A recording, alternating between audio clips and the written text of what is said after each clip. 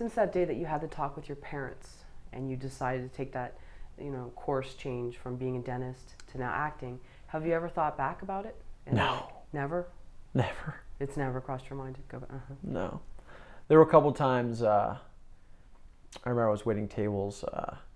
It was in the middle of a double, and I had people like throwing things at me. Sometimes waiting tables can be a terrible, miserable job. And even then, I was like, should I just stop right now, stop what I'm doing, go back? And I was thinking about dental school and how much that kind of was terrible. I was like, no, I can deal with people throwing tacos at me. I'll throw them back. It's just like I use that energy sometimes when it gets really bad, and I almost throw it right back at people, or I put it into an audition, or I put into a, character that I'm working on, and that kind of, eases the pain sometimes when you're going through rough times. And there are absolutely ebbs and flows in a career.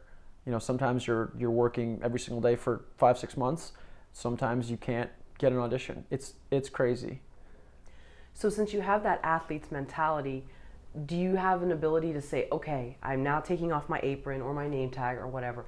That Michael is done. That's just a role I play. And now I'm going back to my real life. And then what do you do to get yourself back on track? Because I've had those jobs too where you're just so down about what just happened. You have to do things that make you happy. When it's not, in terms of acting, you have to go, for me, play soccer. If you like running, I hate running. But some people like to run. Run. You don't have an audition that week? Run. Go do things to distract yourself that make you happy, but also better yourself. Running, athletics, these are all good things that keep you in shape, right? If you like to party, but that's where you can get into trouble because people get caught up in that and then they're not actors anymore. They're just people who pretend to be actors who are just partying all day and trying to network. Do you see that a lot? I don't go out anymore. I'm completely focused on what's going on in LA since I moved here.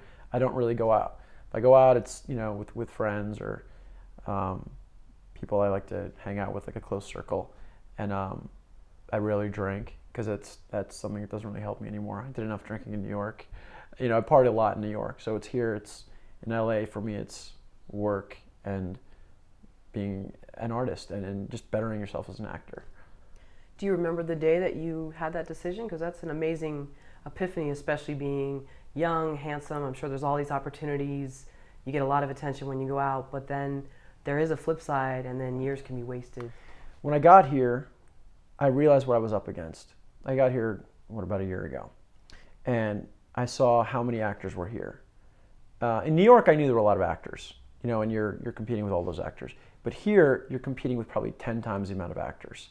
So, what's your edge, right? You have to ask yourself, how am I better than these people? What's going to make me stand out?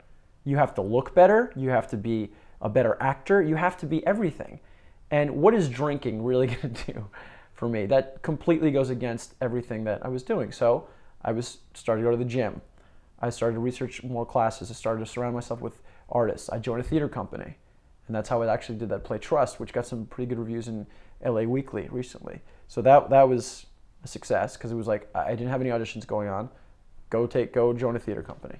And good things came out of that. So it's just constantly finding ways to better your career, and going out and partying, it doesn't really do much for me anymore.